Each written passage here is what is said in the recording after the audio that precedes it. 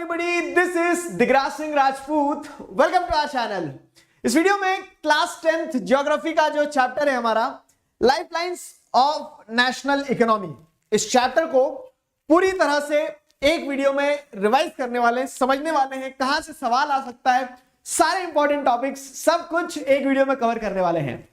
पर उससे पहले बहुत सारे बच्चे स्टेट बोर्ड से हैं और मुझे पता है जो बच्चे स्टेट बोर्ड से हैं वो सभी इस वीडियो का इंतजार कर रहे थे क्योंकि सारे वन शॉट हो गए, सिर्फ एक ये रह गया था सर. ठीक है, वेल एंड गुड. जो बच्चे सीबीएसई बोर्ड से हैं तो आप लोगों के बोर्ड एग्जाम में इस एकेडमिक ईयर में यानी कि 2023-24 जो 24 में बोर्ड एग्जाम देने वाले हैं उन बच्चों को ये एग्जाम नहीं आएगा.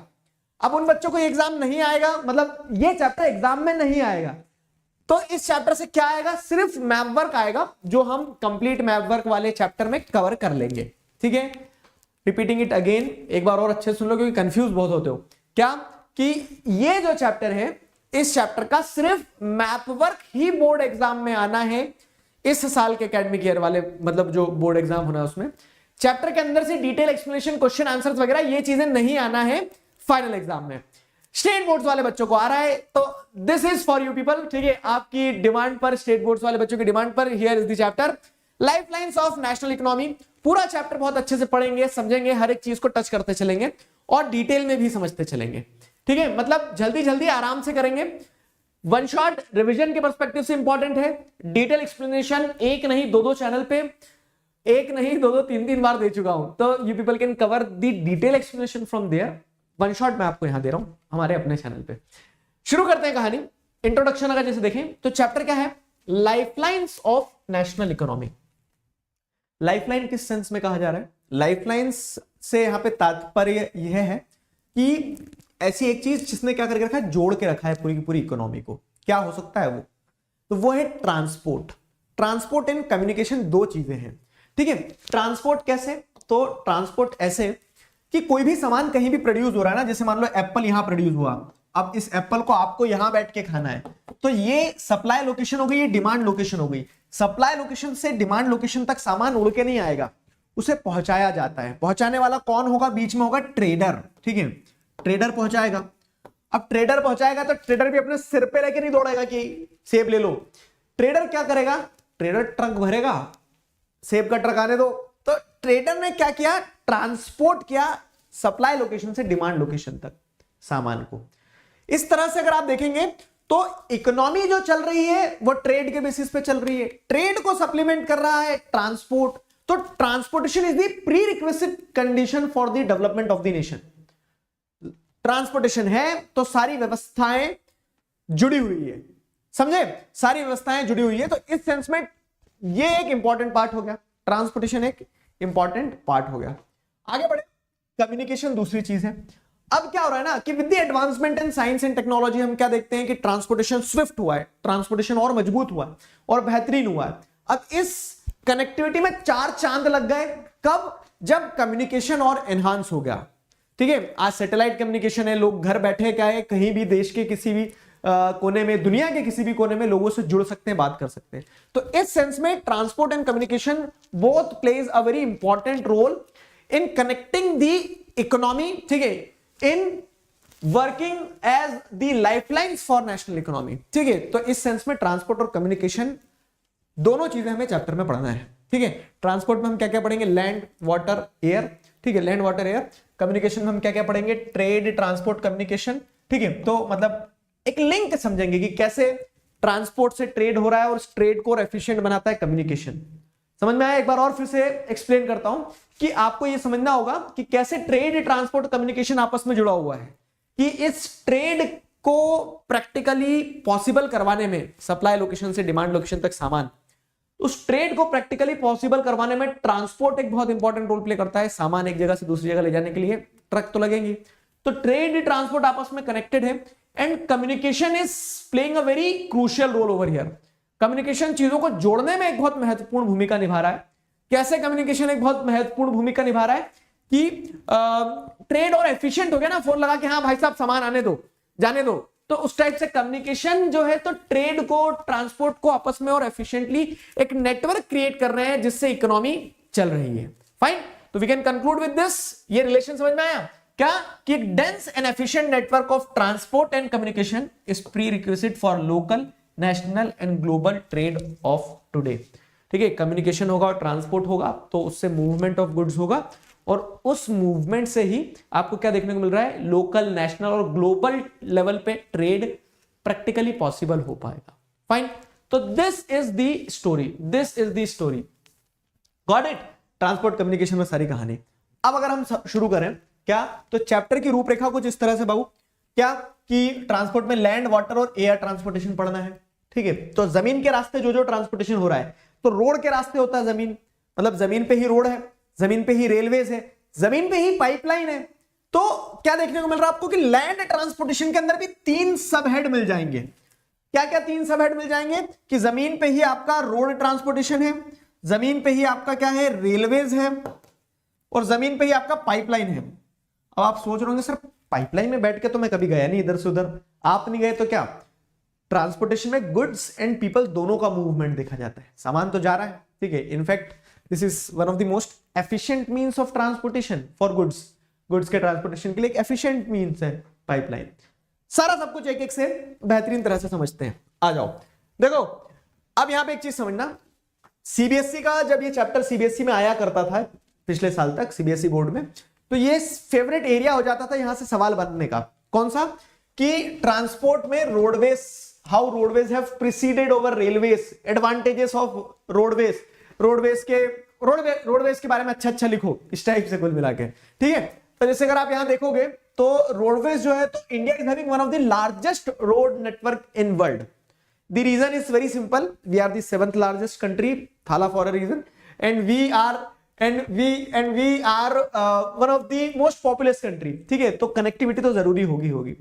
ठीक है, तो उसके चलते क्या है, एग्रीगेटिंग टू 62.16 लाख किलोमीटर। ठीक है, इतना बड़ा आपको क्या देखने को मिल रहा है, इतना डेंस, इतना बड़ा रोड नेटवर्क है हमारे देश में। ठीक है, इतना बड़ा, इतना डेंस रोड नेटवर्क है हमारे देश में। ठीक है, और इसी के चलते roadways have preceded railways. Preceded मतलब रेस लगवाओगे अगर, तो रेलवेज जो है तो उसके आगे रोडवेज निकल गए हैं।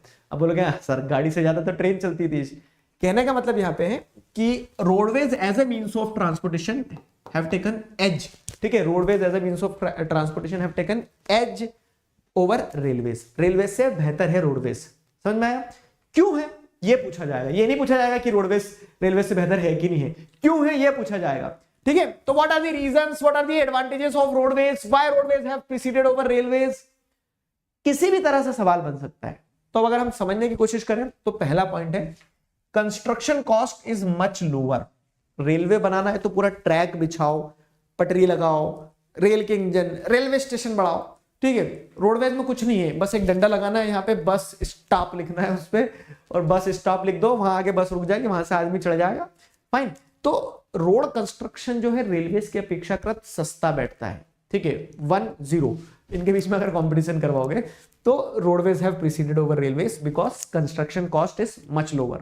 ठीक है, दूसरा, road can ट्रेवर्स cross comparatively more dissected and undulating topography. ठीक है, रोड जो है ना, तो रोड्स के रास्ते आप क्या है कि मोर डाइसेक्टेड, अंडुलेटिंग, उबड़ खाबड़ जमीन जो है। ठीक है, ट्रेवर्स मतलब क्रॉस करना, तो रोड ट्रांसपोर्टेशन का ये एडवांटेज है कि आप कैसी भी उबड़ खाबड़ ऊपर नीचे वाली जमीन जो है तो वो रोड के थ्रू पास कर सकते हो, आसानी से एक जगह से दूसरी जगह सकते हो। ठीक है, रेलवेज के थ्रू नहीं जा सकते, समझे?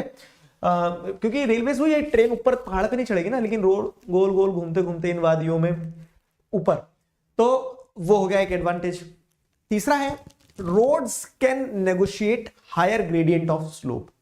अब मान लो कहीं पे स्लोप बहुत ज्यादा है, हायर ग्रेडियंट ऑफ स्लोप मतलब कि स्लोप बहुत ज्यादा है, तो वही वाली बात है, यहां पे क्या है, टोपोग्राफी ऐसी उबड़ खाबड़ है तो उसको भी डाइसेक्ट कर सकता है रोड, टनल्स बना देंगे हम चीर फाड़ करके, ये सारी चीजें।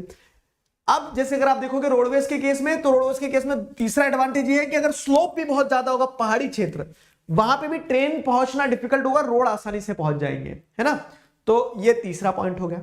चौथा पॉइंट क्या है, roads transportation is economical to transport goods और पर्सन ओवर शॉर्ट डिस्टेंस। छोटे डिस्टेंस पे आपको सामान पहुंचाना है, जैसे फॉर एग्जांपल आपको दिल्ली से चेन्नई जाना है, बहुत दूर का डिस्टेंस है, तो बहुत दूर तो आप फ्लाइट से जाओ, सही रहेगा। लेकिन अगर आपको क्या करना है, आपको जैसे इंदौर से भोपाल चलना है, ठीक है, इंदौर से भोपाल का रास्ता है 3 घंटे और बहुत तेज गाड़ी भगा के ले जाओगे तो 2.5 घंटे, ठीक है। तो अब क्या हो रहा है, अब जैसे अगर आप देखोगे, अब या अगर आप यहाँ एयरवेज से जाने की सोचोगे तो 1 घंटा तो चेक इन में लग गया, और वो धीरे धीरे कुर्सी की पेटी बांधिए खोलिए ये करते करते क्या कर देंगे, आधा घंटा निकाल देंगे फ्लाइट में। तो केस क्या हो रहा है ना, केस ये हो रहा है कि वो शॉर्ट डिस्टेंस पे आपको चलना है तो रोडवेज से कनेक्टिविटी ज्यादा बेहतर है when compared with the Airways या फिर रेलवेज की बात करो तो। शॉर्ट डिस्टेंस पे क्या हो रहा है, आपके दोस्त के यहाँ जाना तो आप ऐसा तो नहीं कि रेलवे स्टेशन बनाओगे दोनों के घर के बीच में, रोड से चले जाओगे। तो रोड ट्रांसपोर्टेशन इकोनॉमिकल है to transport goods and passenger over short distance. तीसरा हो गया, चौथा भी हो गया, पांचवे पे आए हम। रोड जो है आपको door to door service provide करते हैं भाई साहब, ठीक है। Thus cost of loading and unloading is much lower.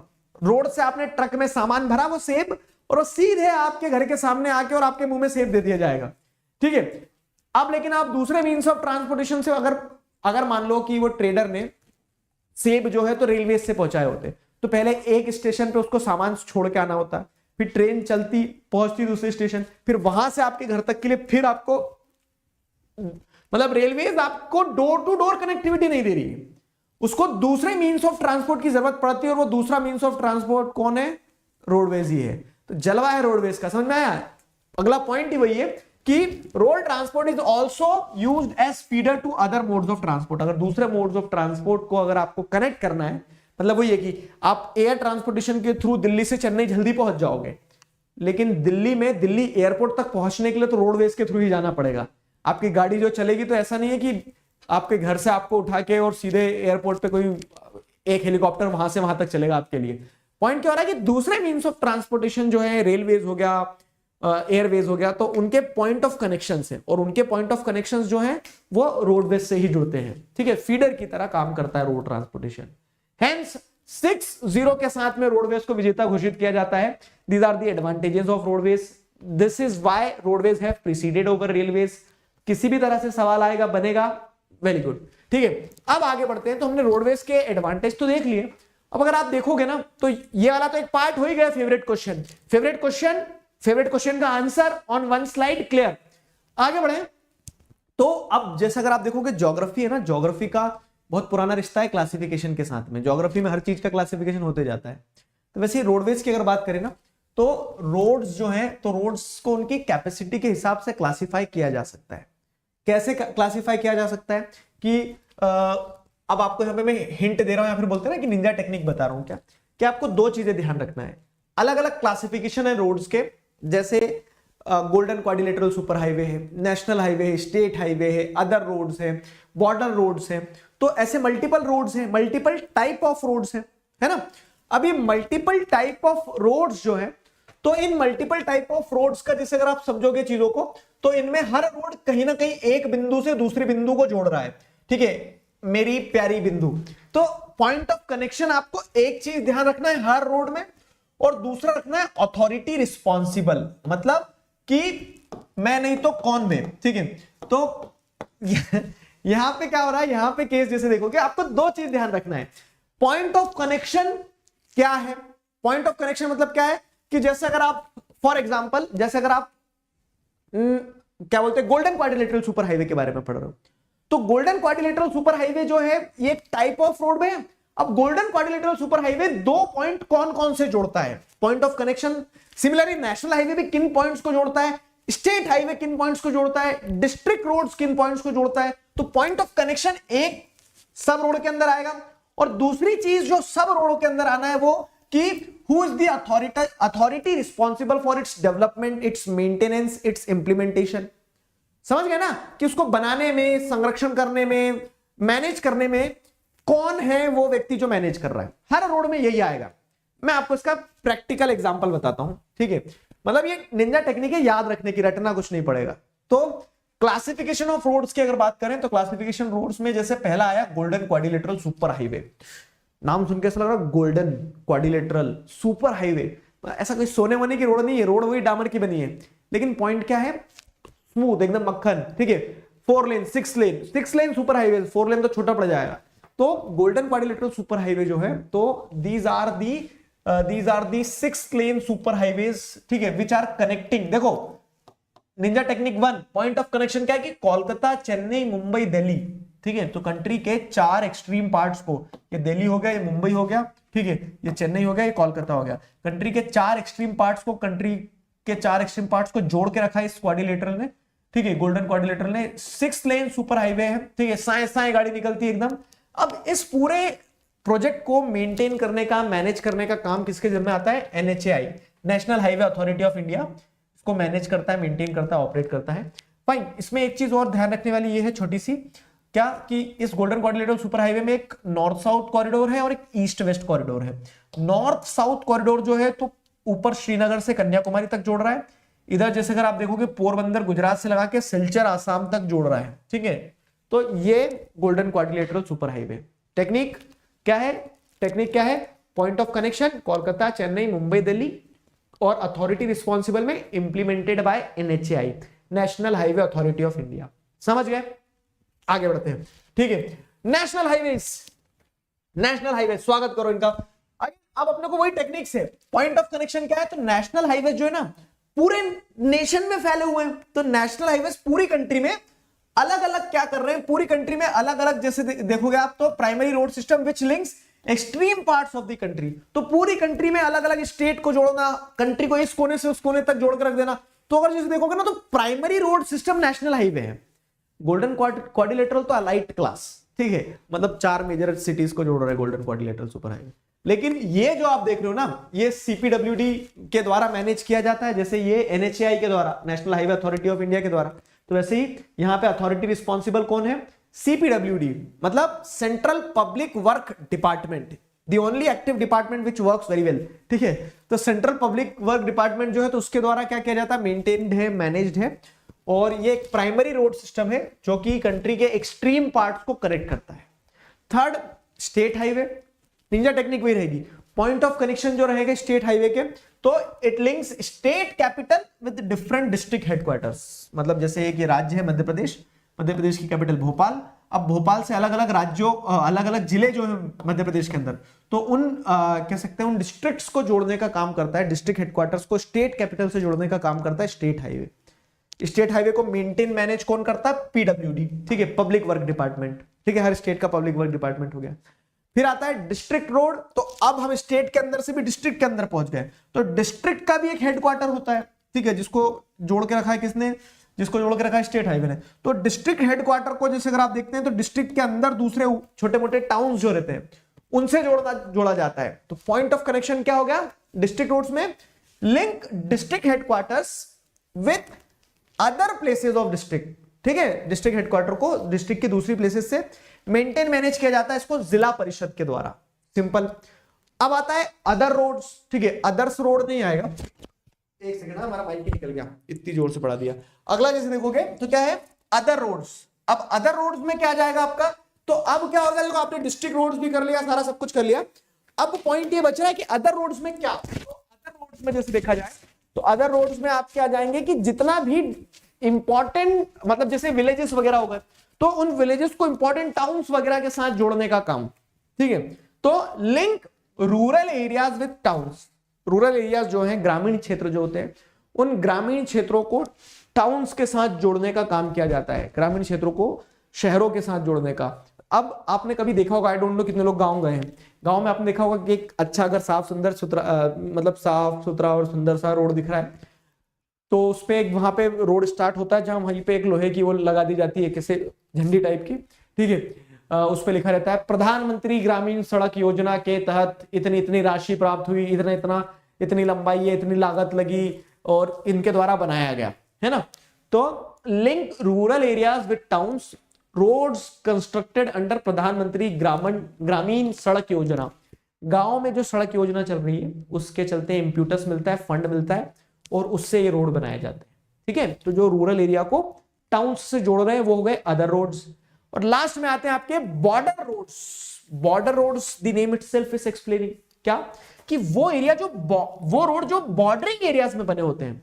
Bordering area मतलब कि कंट्री की बॉर्डर, जैसे चाइना बॉर्डर है तो अब चाइना बॉर्डर पे रोड बनाने कौन जाएगा भाई साहब, ठीक है, डर लगता लोग, तो फिर वहां पे हमारे जवान आते हैं। बॉर्डर रोड ऑर्गेनाइजेशन जो है तो ये आर्मी का एक विंग है which was established to construct the roads in the strategic areas, point of connectivity क्या हो गया, पॉइंट ऑफ कनेक्शन हो जाएगा, स्ट्रेटेजिक एरियाज में रोड बनाते हैं।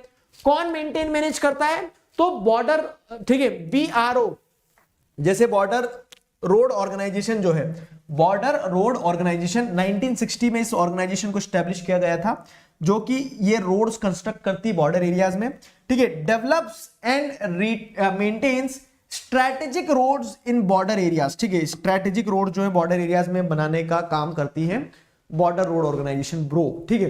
तो border road organisation strategic road बनाने का काम करती है इन दी स्ट्रैटेजिक एरियाज। समझ में आया, बॉर्डर रोड्स, ये बॉर्डर रोड्स हो गए आपके।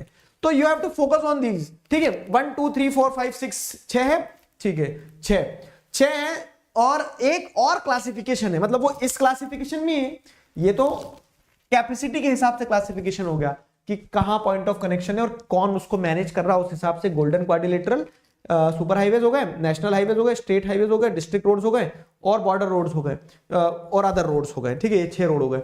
अब अगर आप जिस देखोगे ना, तो एक पॉइंट और आएगा कि रोड की क्वालिटी के हिसाब से, रोड की क्वालिटी के हिसाब से, ठीक है, मटेरियल यूज के हिसाब से कि रोड किस तरह का रोड बना है। Roads can further be classified into 2 groups.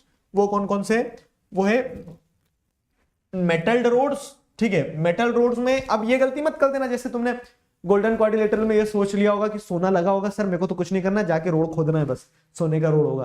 तो यहां पे भी मेटल रोड से तात्पर्य ये नहीं कि लोहे का रोड बना दिया है। मेटल रोड मतलब कि the road made of cement, concrete और इवन बिटुमिन ऑफ कोल, डामर वामर से बड़ा बना होता है जो रोड, जो कि पक्का रोड की कैटेगरी में आता है, जिसपे मतलब जो ऑल सीजन मोटरेबल रोड्स होते हैं ना, कंक्रीट के बने हुए रहते हैं, जिसे ऑल वेदर रोड कहा जाएगा। तो क्या हो रहा है, roads can be classified on the basis of type of material used, जिस तरह का मटेरियल इस्तेमाल किया जा रहा है उस तरह के मटेरियल के हिसाब से एक होते हैं मेटल्ड रोड्स और दूसरे होते हैं अनमेटल्ड रोड्स, ठीक है। तो मेटल रोड्स में क्या जाएगा, मेटल्ड रोड्स में ऑल वेदर रोड्स आ गए अपने, और अनमेटल्ड रोड्स जो है, तो अनमेटल्ड रोड्स में आप क्या जाएंगे, कच्चा रोड, ठीक है। तो made of mud and sand, ठीक है, made of mud and sand, go out of use in rainy season. जब बारिश होती है तो फिर क्या है, 4 महीने इस रोड पे कुछ नहीं जाएगा, सिर्फ उस पे क्या जाएंगे, गाय भैंस जाएगी, क्योंकि वो रोड फिर क्या हो जाते हैं, कीचड़ मच जाता है, खराब हो जाते हैं, आउट ऑफ यूज हो जाते हैं। तो इस तरह से टाइप ऑफ मटेरियल यूज्ड के हिसाब से मेटल और नॉन मेटल्ड हो गया, ठीक है, मेटल और अनमेटल्ड रोड हो गया। अब एक फैक्ट, जैसे अगर आप देखोगे तो उस फैक्ट में क्या दिया गया कि वर्ल्ड की जो लॉन्गेस्ट हाईवे टनल है, ठीक है, हाईवे टनल मतलब क्या होता है समझते हो, कि एक रोड है, अब ये तो साधारण सा रोड हो गया, और दूसरा रोड कहां निकलेगा, यहीं पे अगर पहाड़ होता है तो दूसरा रोड ऐसा निकलेगा कि इस पहाड़ को यहां पे गड्ढा करेंगे और यहां से एक पूरा टनल बना के निकाल देंगे। तो वर्ल्ड की जो लॉन्गेस्ट, और हाई एल्टीट्यूड पे भी है, ऐसा भी नहीं कि रोड पे बना रहे हो ये टनल, पहाड़ पे, अब दिखती बात है कि जहां पहाड़ रहेंगे वहीं टनल बनाना पड़ेगी। तो अटल टनल जो है, ठीक है, अटल टनल जो है, तो it is world's longest highway tunnel, ठीक है, अटल टनल, जो कि कितनी किलोमीटर की है, 9.02 किलोमीटर, 9 किलोमीटर तक पहाड़ के नीचे खोदे जा रहे, इधर से घुसे उधर निकाल दिया, ठीक है। तो ये वर्ल्ड की लॉन्गेस्ट हाईवे टनल है अटल टनल, जो कि बनाई गई थी किसके द्वारा, बॉर्डर रोड ऑर्गेनाइजेशन के द्वारा, अगेन ब्रो, ठीक है। तो BRO is a very important organisation when it comes to create road in the strategic areas. अब जैसे ये चाइना बॉर्डर के पास में रोड बना है, ठीक है। So this tunnel connects Manali, मतलब चाइना बॉर्डर तो नहीं, लेकिन आप कह सकते हो कि चाइना बॉर्डरिंग स्टेट्स है ना, तो मनाली टू लाहौल स्पीति वैली, लद्दाख तक पहुंच गए, ठीक है। तो Manali to Lahaul Spiti valley throughout the year, ठीक है। अब होता क्या था कि ये उस एरिया से टनल निकली है जहां पे पहले क्या होता था, पहले earlier the valley was cut off for about 6 months each year owing to heavy snowfall। बहुत ज्यादा स्नोफॉल होता था, तो बहुत ज्यादा स्नोफॉल होने के कारण क्या होता है कि 6 महीने के लिए ये रास्ता पहले बंद रहता था, लेकिन जब से अटल टनल बना है, ठीक है, तो the tunnel is built with ultra modern specification in the Pir Panjal range of Himalayas at an altitude of 3000 metres from the mean sea level. समुद्र स्तर से 3000 मीटर ऊपर ये अटल टनल बनाई गई है, जिसकी ऑब्जेक्टिविटी क्या है, जिसकी ऑब्जेक्टिविटी ये है कि एक तरह से ये 9 किलोमीटर टनल के थ्रू एक ऑल सीजन मोटरेबल रोड बना दिया उन्होंने अंदर ही अंदर, ठीक है, बधाई हो। तो ये हमारा रोड्स वाला पार्ट हो गया, रोड ट्रांसपोर्टेशन। इस चैप्टर में लैंड ट्रांसपोर्टेशन के अंदर रोड ट्रांसपोर्टेशन में हमने रोड की इंपॉर्टेंस, क्लासिफिकेशन, टाइप्स वगैरह सब देख लिए, है ना। अब आते हैं क्या कि लैंड ट्रांसपोर्टेशन में तो रेलवेज भी आता है, ठीक है। तो रेलवेज की बात करते हैं। Railways as a mode of transport for both freight and passenger. आधा देश जो है, आधे से ज्यादा देश जो है, तो वो रेलवेज का शुक्रगुजार है कि रेलवेज है, क्योंकि रेलवेज से बहुत ज्यादा सामान और यात्री दोनों ही ट्रैवल करते हैं, ठीक है। जैसे रोडवेज ने ये बोल तो दिया कि रेलवेज से ज्यादा बेहतर मैं हूं, लेकिन आपको ये समझना होगा कि वॉल्यूम ऑफ ट्रांसपोर्ट जो रेलवेज से होता है वो रोडवेज से नहीं हो सकता है। मतलब कि आप देखो कितनी दूर दूर पहुंचाना है, जल्दी भी पहुंचाना है, सामान भी पहुंचाना है, इकोनॉमिकल वे में भी पहुंचाना है, बाय लैंड ही पहुंचाना है। वैसे तो वाटरवेज या फिर water as a means of transport cheapest होता है, लेकिन जब आपको लैंड पे ही, अब रास्ता ही नहीं है, पानी नहीं है, तो अब ऐसा थोड़ी ना कि पानी बहरा ऐसे बहाते जाओगे और फिर नाव चलाते जाओगे। तब आपको जब रोड पे ट्रांसपोर्ट करना है तो रेलवेज बहुत इंपॉर्टेंट मोड ऑफ ट्रांसपोर्ट बन जाता है for both freight and passengers, ठीक है, सामान के लिए भी और यात्री के लिए भी। समझ में आया। Used for multiple activities. अब रेलवेज का यूज भी देखो मल्टीपल है, जैसे बिजनेस के लिए, साइट सीइंग के लिए, पिलग्रिमेज के लिए। बिजनेस तो समझ में आ गया कि लोग काम के लिए जाते हैं। साइट सीइंग जैसे मतलब घूमने जा रहे हैं लोग, वेस्टर्न घाट्स वाला जो रेलवे ट्रैक है तो उधर लोग जाते हैं घूमने, ठीक है। पिलग्रिमेज की अगर बात करें, पिलग्रिमेज में तीर्थ यात्रा पे जाते हैं। Transportation of goods over long distance, लंबे डिस्टेंस पे गुड्स को ट्रांसपोर्ट करना है, ठीक है। तो इस सेंस में आपको क्या देखने को मिल रहा है, मल्टीपल यूजेस हैं, ठीक है, मल्टीपल यूजेस हैं रेलवेज के। Railways played a very great integrating force for economy, accelerate the development of the industry and agriculture. Point समझना बहुत इंपॉर्टेंट है। प्रोडक्शन एग्रीकल्चर में भी खूब होता है, प्रोडक्शन इंडस्ट्रीज में भी खूब होता है। अब आगे मतलब पीछे एक चैप्टर में आपने पढ़ा भी है, मैन्युफैक्चरिंग इंडस्ट्रीज वाले चैप्टर में, क्या कि agriculture and industries goes hand in hand, दोनों एक दूसरे के साथ जाती है एग्रीकल्चर इंडस्ट्री। तो कैसे साथ में जाती है, क्योंकि एग्रीकल्चर इंडस्ट्री को सपोर्ट कर रहा है, इंडस्ट्री एग्रीकल्चर को सपोर्ट कर रही है। तो अब क्या हो रहा है ना कि इन दोनों ही सेक्टर्स के डेवलपमेंट में रेलवेज एक बहुत इंपॉर्टेंट रोल प्ले करती है, एज इफ कि अगर रेलवेज नहीं होती तो सामान का कैसे इधर से उधर आदान प्रदान होता, ठीक है। तो उस सेंस में क्या हो गया कि ग्रेट इंटीग्रेटिंग फोर्स की तरह काम किया जा रहा है यहाँ पे रेलवेज के द्वारा, ठीक है। Indian railway is largest public sector undertaking in the country. Public sector undertaking मतलब क्या है, इकोनॉमिक्स में पढ़ा आपने, पब्लिक और प्राइवेट दो सेक्टर्स होते हैं। पब्लिक सेक्टर मतलब कि वो सेक्टर जो सरकार के द्वारा ओन किया जाता हो। तो सरकार के द्वारा बहुत कुछ ओन किया जाता है, फैक्ट्रीज भी चल रही है, जैसे सरकार के द्वारा हमने क्या पढ़ा कि कोल अथॉरिटी ऑफ इंडिया वगैरह, स्टील अथॉरिटी ऑफ इंडिया भी है। तो बहुत सारे गवर्नमेंट के मतलब पब्लिक सेक्टर अंडरटेकिंग्स है। पब्लिक सेक्टर अंडरटेकिंग मतलब कि गवर्नमेंट के वेंचर्स है, लेकिन जो गवर्नमेंट का सबसे बड़ा वेंचर है, ठीक है, लार्जेस्ट पब्लिक सेक्टर अंडरटेकिंग जो है कंट्री में, वो कौन सा है, वो है रेलवेज, इंडियन रेलवेज, ठीक है। तो गवर्नमेंट की सबसे बड़ी दुकान जो है वो कौन सी है, रेलवेज है। समझ में आया, फाइन। अब रेलवेज से जुड़े हुए कुछ फैक्ट अगर देखें तो भारत में पहली बार रेलवेज कब चली थी, तो the first train was started from Mumbai to Thane, ठीक है, 34 किलोमीटर चली थी और बहुत समय लगाया था। आज के जैसे नहीं कि 34 किलोमीटर तो आजकल क्या है 10 मिनट में कवर कर देती है, लेकिन उस समय लगा था। तो फर्स्ट ट्रेन जो चली थी मुंबई से थाने चली थी, ठीक है, मुंबई से थाने चली थी 1853 में।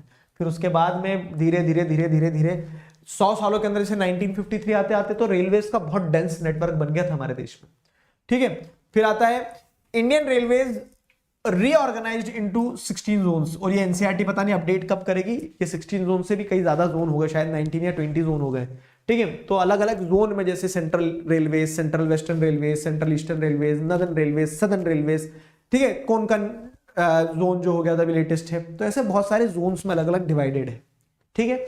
ये होगी रेलवेज की basic information. Railways as a means of transportation land transportation का पार्ट है। अब अगर आगे बढ़े हम यहां से, तो हमें आगे बढ़ने पे क्या मिलता है पता है, हमें ये पता चलता है कि रेलवेज जो है तो अनइवनली डिस्ट्रीब्यूटेड है बहुत ज्यादा। कैसे अनइवनली डिस्ट्रीब्यूटेड है, तो the distribution pattern is influenced by physiographic, economic and administrative factor. तो अलग अलग physiographic, economic and administrative factors के तहत रेलवेज आपको कहीं पे डेंसली नेटवर्क्ड मिलेगी, कहीं पे रेलवेज उतना डेंस नेटवर्क नहीं है, ठीक है। तो नदर्न प्लेन्स की अगर हम बात करें, जैसे, ठीक है, नदर्न प्लेन्स की अगर हम बात करें तो plain area and high population. Northern plains मतलब कि कंट्री का ये वाला हिस्सा, जैसे उत्तर प्रदेश, बिहार, ठीक है, दिल्ली, हरियाणा, पंजाब, तो ये एरिया वो एरिया जहां पे पॉपुलेशन बहुत है और प्लेन एरिया है, तो रेलवे ट्रैक्स को ले डाउन करना बहुत आसान है, ठीक है। तो यहां पे डिस्ट्रीब्यूशन कैसा रहेगा रेलवेज का, therefore there is increase in the railways, ठीक है। यहां पे रेलवेज का नेटवर्क बहुत डेंस है। बस एकमात्र चैलेंज जो यहां फेस करना पड़ता है, वो चैलेंज क्या है, वो चैलेंज ये है कि नदियां बहुत सारी है इस क्षेत्र में। तो इस क्षेत्र में नदियां बहुत सारी, तो ऐसा नहीं कि डुबकी लगा के निकल जाएगी ट्रेन, आपको बहुत सारे ब्रिजेस बनाना पड़ेंगे, ठीक है। But large number of river require construction of bridges. अब देखो ये जो नोट्स है ना, कुछ बच्चे बोलते हैं सर आपके नोट्स इतने बड़े हो जाते हैं, वीडियो इतने बड़े हो जाते हैं, तो वन शॉट में मैंने वही ट्राई किया कि क्रिस्प रखिए चीजें, ताकि आप रिवाइज भी करो तो फटाफट रिवाइज कर लो, 8-10 स्लाइड में पूरा चैप्टर हो जाता है, ठीक है। तो ये हो गया नदर्न प्लेन्स। नदर्न प्लेन्स के बाद में पेनिनसुला रीजन आ जाओ, ठीक है। तो आपने कंट्री के नदर्न प्लेन्स में रेलवेज का डिस्ट्रीब्यूशन कैसा देखा, डेंस नेटवर्क है। बस ओनली चैलेंज इज कि there are large number of rivers which requires construction of bridges, ठीक है। उसके बाद आ जाओ ये पेनिनसुला रीजन, ठीक है। ये पेनिनसुला रीजन है भाई साहब। पेनिनसुला रीजन में क्या हो रहा है, पेनिनसुला रीजन में जैसे अगर आप देखोगे ना, तो पेनिनसुला रीजन में आपको क्या देखने को मिल जाएगा, पेन चलना क्यों बंद हो गया हमारा, ठीक है। तो पेनिनसुला रीजन में आपको देखने को मिल जाएगा इस क्षेत्र में कि यहां पे रेलवेज किस तरह से डिस्ट्रीब्यूटेड है, क्योंकि ये हिली एरियाज है, बीच बीच में ट्रैक्स हैं, बीच बीच में छोटे छोटे माउंटेन्स हैं, ये सारा सब कुछ है। तो इस हिली एरिया में आपको अगर रेलवे ट्रैक निकालना है ना, तो वो रेलवे ट्रैक सिर्फ और सिर्फ कहां से निकल सकता है, पासेस से निकल सकता है, ठीक है। पासेस से निकल सकता है, माउंटेन्स के बीच में गैप्स जो होगी वहां से टनल बना के निकल सकता है, ठीक है। तो tracks are to be laid from the gaps and tunnels, gaps और टनल्स से ट्रैक निकालना पड़ती है, तब आपको क्या देखने को मिलता है, तब आपको देखने को मिलता है कि आप पेनिनसुला रीजन में रेलवेज ले जा पाओगे। तो पेनिनसुला रीजन में रेलवेज का एक मिक्सचर देखने को मिलेगा, जैसे वेस्टर्न घाट वगैरह में है।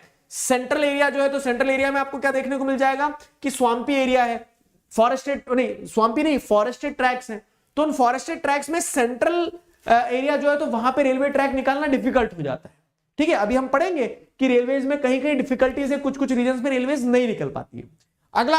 अगला फिजियोग्राफिक डिवीजन जैसे अगर आप देखोगे तो वो है हिमालयन माउंटेन्स। हिमालयन माउंटेन्स की अगर डिस्ट्रीब्यूशन की बात करें ना, तो देखो सिंपल सी चीज है कि नदर्न प्लेन्स और peninsula region, northern plains favourable है, peninsula region okay okay type से। अब वैसा ही उतना ही अगर आप देखोगे तो फिजियोग्राफिकली और इकोनॉमिकली हिमालयन माउंटेन वाले रीजन में रेलवे ट्रैक को ले डाउन करना डिफिकल्ट है। क्यों डिफिकल्ट है भाई साहब, क्योंकि unfavourable for railway construction due to high relief, sparse population and lack of economic opportunities. तो एक तो फिजियोग्राफिक रीजन भी होगा। फिजियोग्राफिक मतलब क्या है कि जैसे फिजिकल ज्योग्राफी के हिसाब से देखोगे तो प्लेन एरिया नहीं है, पहाड़ वगैरह बहुत ज्यादा है, तो रेलवे ट्रैक ले डाउन करना ही बड़ा डिफिकल्ट है, ठीक है। और इकोनॉमिक अपॉर्चुनिटीज भी नहीं है। नदर्न प्लेन्स में तो इंडस्ट्रीज भी हैं, लोग भी हैं, सवारी भी बैठेगी, सामान भी जाएगा। यहाँ ना तो सवारी है ना सामान है, यति मिलेंगे बहुत सारे, ठीक है।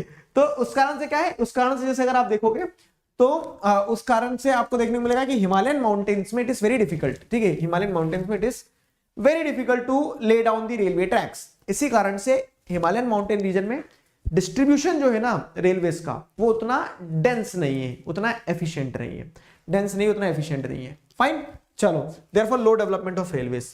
ये तो हो गया, हमने रेलवेज का डिस्ट्रीब्यूशन देख लिया। स्टेट बोर्ड्स वाले बच्चे ध्यान रखना, आपके अगर स्टेट में ये चैप्टर आ रहा है आपके स्टेट बोर्ड में, तो आपको ये क्वेश्चंस के टाइप भी एक एक स्लाइड पे एक क्वेश्चन है, distribution pattern of railways, how the railways are, how the distribution of railways is influenced by physiographic, economic and administrative factor. तो आप ये 3 एग्जांपल्स के साथ लिख सकते हैं। अगली चीज जैसे देखिए हम क्या, तो चैलेंजेस फेस्ड बाय रेलवेज की अगर बात करें, तो रेलवेज के सामने क्या चैलेंज है कि सबसे पहले तो वही कि डिस्ट्रीब्यूटेड अनइवनली है। It is difficult to lay railway lines in areas such as, जैसे कुछ एरियाज में रेलवे ट्रैक को ले डाउन करना ही बड़ा डिफिकल्ट है। For example sandy plains of Rajasthan, ठीक है, swamps of Gujarat, forested tracts of Madhya Pradesh, Chhattisgarh, Orissa and Jharkhand. तो ये वो क्षेत्र, एक और क्षेत्र जाएगा, stretches of Sahyadri could be crossed only through gaps and passes. अब मैं आपको समझाता हूं, जैसे क्या हो रहा है ना कि कुछ एरिया ऐसा है कंट्री का जहां पे रेलवे नेटवर्क का डिस्ट्रीब्यूशन बहुत कम है। कारण आपको खुद समझ में आएगा कि जैसे सैंडी प्लेन्स ऑफ राजस्थान हो गए, तो राजस्थान में रेतीली जगह जो ट्रैक धस जाएंगे, सैंड ड्यून्स दबा देंगे, ठीक है, तो दिक्कत है। स्वाम्प्स ऑफ गुजरात, वही दलदल वाली जमीनें दब जाएंगे ट्रैक। फॉरेस्टेड ट्रैक जहां जंगल है बहुत ज्यादा, मध्य प्रदेश, छत्तीसगढ़, उड़ीसा, झारखंड, तो उतने पेड़ काटना पड़ेंगे, वाइल्ड लाइफ डिस्टर्ब होगा, वेजिटेशन डिस्टर्ब होगा। Stretches of Sahyadri could be crossed only through gaps and passes, ठीक है। और फिर जो सह्याद्री मतलब वेस्टर्न घाट जो है, तो वेस्टर्न घाट कंटिन्यूज है, तो इसमें अगर आपको इस तरफ से इस तरफ जाना तो जो गैप रहेंगे, जो पासेज रहेंगे, सिर्फ वहीं से ट्रैक निकल सकता है। पाल घाट, भोर घाट, इस तरह से घाट होते ना, उन घाटों से ही निकलेगा आपका ट्रैक। तो दीज आर दी रीजंस, ठीक है, दीज आर दी रीजंस कि इन एरियाज में रेलवेज को ले डाउन करना बड़ा डिफिकल्ट है। Similarly there are some challenges also, challenges like many passengers travel without ticket, बिना टिकट के लोग घूम रहे हैं, रेलवेज को बहुत नुकसान होता है, बिना टिकट के जहां जगह मिलेगी वहां चढ़ जाएंगे, ठीक है, रेलवेज को बहुत नुकसान होता है। Theft and managing railway property still continuous, ठीक है। क्या हो रहा है कि सामान बहुत चोरी होता है, ट्रैक चुरा ले जाते हैं लोग, ठीक है, लोहे का सामान लोहा बेच देंगे, तो मतलब ये अच्छी बात है कि क्या है कि कुछ कुछ इंपॉर्टेंट सामान जो रहता है उनको बांध के रखा जाता है रेलवेज में, इफ यू नो, ठीक है, ताकि वो चोरी होने से बच जाए। तो theft and managing railway properties still challenge, ठीक है, तो ये एक बड़ा समस्या है। अननेसेसरी चेन पुलिंग, ठीक है, चेन पुलिंग, चप्पल गिर गई भैया हमारी ट्रेन की चेन खींच देते हैं। अब इतने सारे ट्रेन में जो लोग बैठे हैं उनका सबका क्या हो गया, समय तो व्यर्थ गया ना, ट्रेन डिले चल रही है ना, तो अननेसेसरी चेन पुलिंग हो रही है, वो भी एक प्रॉब्लम क्रिएट करती है, ठीक है। Unnecessary chain pulling also creates one of the problem. Fine, तो I hope you got it. अब आपको ये बेहतर तरीके से समझ में आया कि railway as a means of transport क्या है, कैसे डिस्ट्रीब्यूटेड है, क्या चैलेंजेस फेस करती है। सिंपल, सीधा, सटीक। आगे बढ़ते हैं किस चीज पे, पाइपलाइंस पे। पाइपलाइंस भी एक इंपॉर्टेंट मींस ऑफ ट्रांसपोर्ट है और वो लैंड ट्रांसपोर्ट में आता है।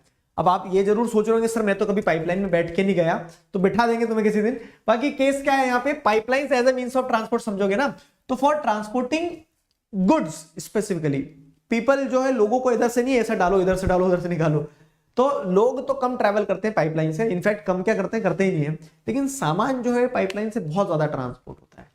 जैसे for transporting crude oil, petroleum, natural gas, water, ठीक है, इनफैक्ट सॉलिड जो होता है ना, सॉलिड को भी पाइपलाइन से पहुंचाया जा सकता है। ऐसा कैसे हो जाता है, तो स्लरी बनाई जाती है, जब स्लरी इन व्हाट सेंस कि सॉलिड को अगर लिक्विड के साथ मिक्स कर दिया जाए, ठीक है, तो अब जैसे मान लो कोल के वो कोल नहीं, आयरन के ओर है, आयरन ओर है, उस आयरन ओर को एक पाइपलाइन के अंदर डाल दिया और पानी के साथ बहा दिया, तो आयरन ओर भी बह जाएगा, पानी भी बह जाएगा, ठीक है।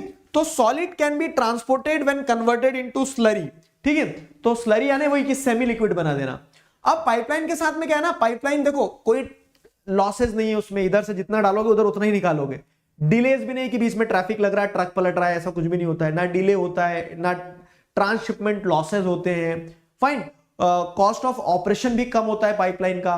बस दी ओनली केस इज कि इनिशियल कॉस्ट इज हाई, जब उसको पूरा नेटवर्क बिछाया जाता है ना पाइपलाइन का, तो वो इनिशियल कॉस्ट ऑफ एस्टैब्लिशमेंट जो है वो बहुत हाई होता है, and subsequent cost of using is very minimal, ठीक है, तो कम खर्च में भी वो चल जाता है काम। Subsequent cost of using is very minimal. समझ में आया? तो ये हो गया क्या, पाइपलाइंस का केस। अब पाइपलाइन के केस के बाद में अगर जैसे आप देखोगे तो पाइपलाइन का केस समझ में आ गया। पाइपलाइन सिंपल लैंड ट्रांसपोर्टेशन का एक टाइप हो गया, जिसमें आपको समझ में आ रहा है कि pipeline crude oil, petroleum, natural gas, इन सारी चीजों को ट्रांसपोर्ट करने के लिए यूज होता है। उसके प्लस अगर देखोगे तो कॉस्ट ऑफ ऑपरेशन कम है, सस्ता है, ठीक है, नो ट्रांसशिपमेंट लॉसेस, डिलेज वगैरह कुछ नहीं होता है। बस डिसएडवांटेज क्या है, डिसएडवांटेज ये है कि इनिशियल कॉस्ट ऑफ एस्टैब्लिशमेंट जो है वो हाई है उसका, ठीक है। 3 important networks of pipeline, 3 important network जो है पाइपलाइन के वो कौन कौन से हैं। अपर आसाम टू कानपुर, आ जाओ मैं जरा तुम्हें इधर दिखा देता हूं। हाँ, जैसे अगर आप देखोगे तो इधर अपर आसाम में दिग्बोई ऑयल फील्ड वगैरह जो है, तो अपर आसाम से कानपुर तक का एक नेटवर्क है। दूसरा है सलैया इन गुजरात टू जलंधर इन पंजाब, ठीक है। अब ये सलैया इन गुजरात जो है, तो सलैया इन गुजरात से जलंधर इन पंजाब तक है, ठीक है, तो ये वाया दिल्ली, सोनीपत और इधर सब दूर से होता हुआ जाता है ये वाला पाइपलाइन नेटवर्क। और तीसरा सबसे इंपॉर्टेंट जो है तो वो क्या है, हजीरा इन गुजरात टू उत्तर प्रदेश, जो जगदीशपुर और HVJ पाइपलाइन जो है, आपने मिनरल्स एंड एनर्जी रिसोर्सेज में भी इसको पढ़ा है, ठीक है। तो ये 3 नेटवर्क है, बहुत ज्यादा लोड नहीं लेना है। पाइपलाइन के नेटवर्क रियली पूछे जाते हैं, लेकिन फिर भी अगर मतलब आपका किस्मत बहुत खराब है अगर मान लो इस बैच का और ये क्वेश्चन आ गया, तो आपको पता है 3 नेटवर्क कहां कहां है। एक अपर आसाम से कानपुर, दूसरा सलैया गुजरात से जलंधर पंजाब तक, और तीसरा हजीरा इन गुजरात से जगदीशपुर इन उत्तर प्रदेश तक, ठीक है, HVJ पाइपलाइन। तो ये हो गया आपका पाइपलाइन। टन टनाटन, ठीक है। तो अब पाइपलाइन के बाद में आप जैसे यहां पे रुकोगे 2 मिनट के लिए, थक गए ना, तो रुको, मुस्कुराओ। अब रुकने के बाद आप देखोगे कि लैंड ट्रांसपोर्ट में क्या क्या हो गया भाई साहब। लैंड ट्रांसपोर्ट में जैसे अगर आप देखोगे तो लैंड ट्रांसपोर्ट में आपका हो गया रोडवेज, ठीक है। लैंड ट्रांसपोर्ट में हो गया आपका रेलवेज, ठीक है। लैंड ट्रांसपोर्ट में ही हो गया आपका पाइपलाइन, ठीक है, पाइपलाइन, लैंड ट्रांसपोर्टेशन स्वाहा। अब आ जाओ लैंड के बाद में क्या अगला, वाटर ट्रांसपोर्ट, ठीक है। लैंड के बाद में वाटर ट्रांसपोर्ट की बात करें, वाटर ट्रांसपोर्ट मतलब क्या है, पानी के रास्ते जो सफर होता है, पानी के रास्ते सफर क्या है, नाव से, जहाज से, ठीक है, तैर के नहीं, मतलब लैंड वाटर ट्रांसपोर्टेशन में जो वाटरवेज जो रहते हैं, ठीक है, तो वाटरवेज की बात की जाएगी। अब वाटरवेज में जैसे अगर आप देखोगे तो वाटरवेज में क्या है कि waterways plays a very important role in spreading Indian commerce and culture. और आज से नहीं, जैसे अगर आप देखोगे तो since ancient times, Chola empire के टाइम पीरियड से, इंडस वैली सिविलाइजेशन के टाइम पीरियड से वाटर ट्रांसपोर्टेशन के थ्रू कनेक्टिविटी रही है, ठीक है। तो डिस्टेंट लैंड जो है, जो जमीन एक दूसरे से बहुत दूर है, वो जमीन आपस में कैसे जुड़ेगी, ऑस्ट्रेलिया कैसे जाओगे, तो या तो एयरवेज, एयरवेज थोड़ा लेट डेवलप हुआ, उसके पहले ऑस्ट्रेलिया कैसे जाते थे, तो वाटरवेज के थ्रू, ठीक है। वाटरवेज जो है तो उस सेंस में वाटरवेज जो है तो बहुत इंपॉर्टेंट रहे, ठीक है। Waterways played a very important role in spreading Indian commerce and culture, ठीक है, since time immemorial. Indian seamens have a very seafaring history, मतलब समुद्र के रास्ते को क्रिस क्रॉस करते हुए हमने बहुत सारे सी रूट डिस्कवर किए, सी कनेक्टिविटी डेवलप करी, क्लियर हुआ। वाटरवेज की अगर बात की जाती है ना, तो वाटरवेज को चीपेस्ट मींस ऑफ ट्रांसपोर्ट कहा जाता है in terms of volume of goods. Volume of goods मतलब कि सामान जो है ना एक जगह से दूसरी जगह खरीदा बेचा जो जाता है तो उसको ले जाना पड़ता है। अब लैंड ट्रांसपोर्टेशन पे आप उतना ही ले जा पाओगे जितना आपके ट्रक में भर सकते हो, आप एयरवेज के थ्रू ज्यादा ले जा नहीं सकते हो, क्योंकि लेके उड़ना बहुत सारा सामान इज नॉट पॉसिबल और एक्सपेंसिव भी होता है, ठीक है। अब बात आ रही है बल्क में सामान कैसे ले जाएं, तो समुद्र में कभी पानी, मतलब समुद्र के जहाज देखें, कभी समुद्र के जहाज ऐसे होते हैं कि वो एक एक कॉलोनी पूरी की पूरी बसाले इतने बड़े बड़े होते हैं, कॉलोनी बसाले, शहर बसाले, इतने बड़े बड़े जहाज होते हैं।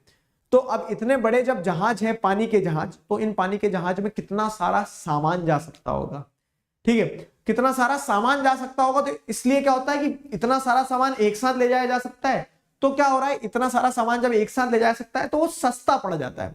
तो waterways are considered as the cheapest means of transport, ठीक है। वाटरवेज जो है तो cheapest means of transport consider किया जाता है इन टर्म्स ऑफ वॉल्यूम, ठीक है।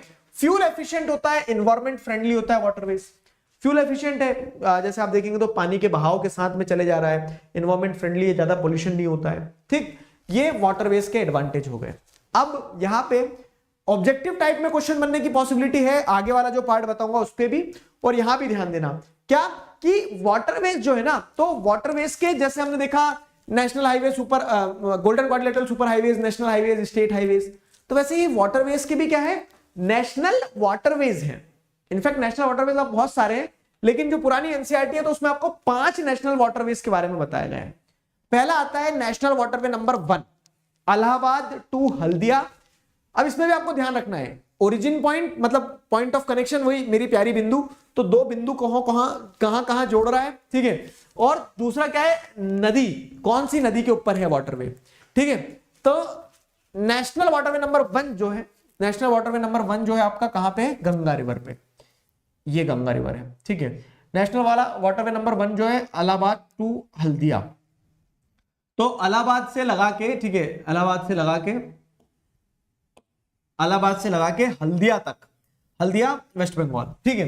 इलाहाबाद टू हल्दिया आपको जैसे देखोगे तो ये गंगा रिवर के ऊपर नेशनल वाटरवे नंबर, नेशनल, ठीक है, नेशनल वाटरवे नंबर 1 हो गया। मैप पे ये नहीं पूछा जाएगा, मैप पे क्या पूछा जाएगा वो बताऊंगा मैं आपको, मैप पे ये पोर्ट्स पूछे जाएंगे, अभी लगाएंगे अपन इनको, है ना। तो लेकिन ये मैं आपको बता रहा हूं कि नेशनल वाटरवे नंबर 1 किधर है, कभी जाओ तो पहचान लेना।